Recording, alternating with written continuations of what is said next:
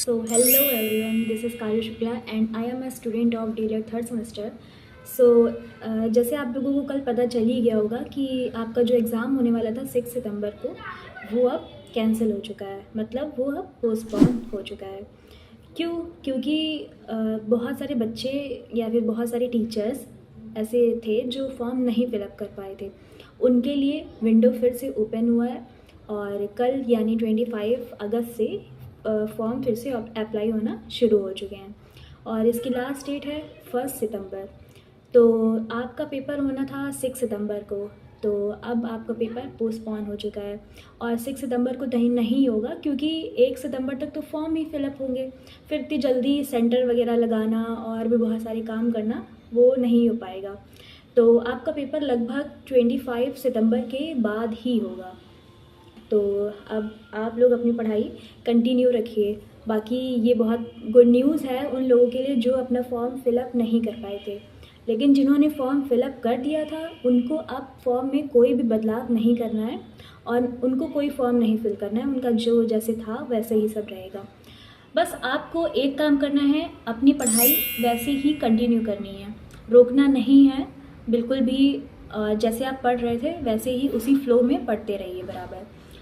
अब जैसे कि हम लोगों ने पहले वीडियो में बात की थी इम्पॉर्टेंट टॉपिक्स के बारे में कि सीटेट के कुछ इम्पॉर्टेंट टॉपिक्स जो आपको क्वेश्चन पेपर में देखने को मिलेंगे ही मिलेंगे।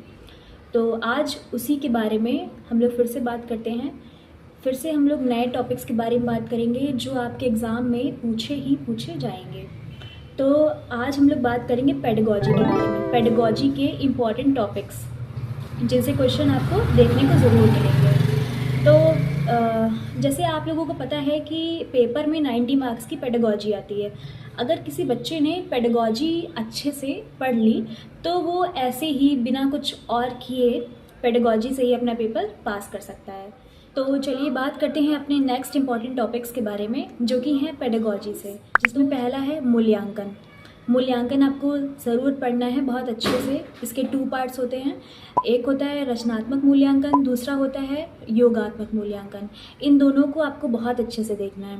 जो रचनात्मक मूल्यांकन है उसको मूल्यांकन करने के जो भी टाइप्स हैं उनको भी आपको बहुत अच्छे से देखना है। फिर दूसरा टॉपिक है सतत और व्यापक मूल्यांकन। ये भी आपको बहुत अच्छे से देखना है क्योंकि ये एक बहुत ही ज़्यादा इम्पॉर्टेंट टॉपिक है। तो थर्ड टॉपिक है आकलन और मूल्यांकन के उपकरण, जिसमें पोर्टफोलियो, एनेक्डोटल रिकॉर्ड और रूब्रिक्स ये हैं, और भी बहुत सारे उपकरण हैं, वो भी आपको अच्छे से देख लेना है।